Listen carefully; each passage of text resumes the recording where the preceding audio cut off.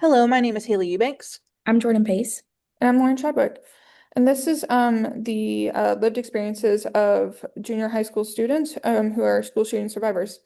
Our positionality to start us off is that we are all counselor education master students, being two of us have professionally worked with adolescents who've experienced gun violence. One of us have also survived the threat of a school shooting as well. Thank you, Lauren. I'm going to take a little bit of time to dive into the background and the statistics of this population in America. 240,000 American students have been at school at the time of the event and shooting. And the US alone has 57 times as many school shootings as other major countries combined. Studies have also shown that the majority of victims in America are survivors, yet that research shows that individuals report feeling overlooked or misrepresented.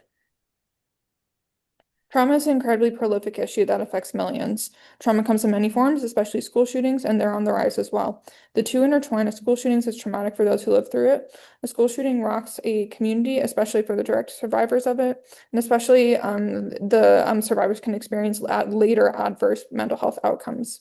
That can look like depression, adverse career outcomes, and PTSD. There's a well-established relationship between trauma and school shootings, and trauma is heavily reliant on the survivor's experience of it as well. It is valuable to know the information and lived experiences of these people to find out how to help them.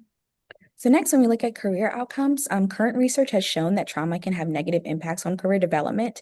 Trauma can impact higher order cognitive processing, which is fundamental in successfully operating in the workplace.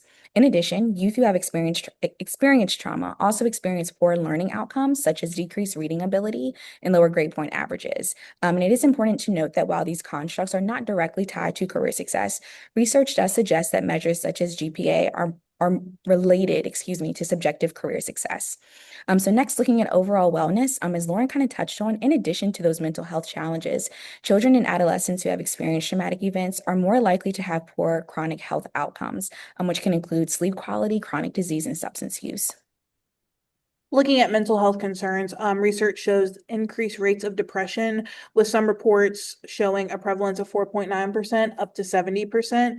And we also have seen an increased antidepressant use after the event, with a 21% increase in 2 years and 24 to 25% increase in 3 years.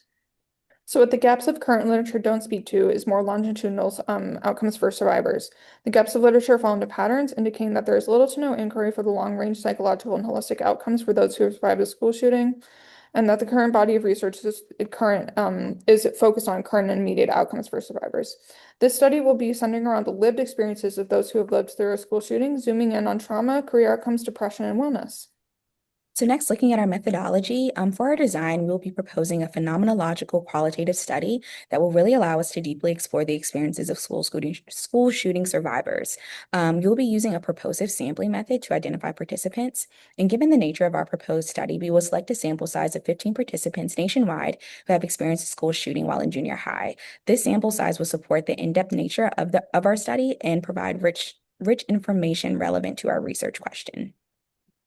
Once that data has been collected, it will be analyzed through open coding, where each researcher will complete individual coding and then collaborate together to make a final code book to achieve triangulation of research. Due to the presentation time, we will not dive into each level of trustworthiness in this oral presentation, but it has been provided in the second bullet point of data analysis. Looking at the instruments that we have used, we have developed a participant semi-structured interview that consists of 19 questions. These questions were informed by our counselor education experience and current literature. You can see a few of the questions that will be asked our participants in that third point. And then lastly, for impacts and implications, the study will address the holistic concerns of the client or the participant, meaning that the whole client, their life story with the school shooting will be addressed and taken into account. The study will also allow and give way for an assessment of evidence-based treatments for those who've been afflicted and survived a school shooting. And then if a counselor treats a client who is part of this population, the school shooting survivor population, the counselor, they may be a candidate for receiving vicarious trauma, and the study will help them navigate that. The results of the study can provide more information on how trauma affects a client in this context and how a counselor can respond to their needs. And lastly, the study is advocacy. Thank you.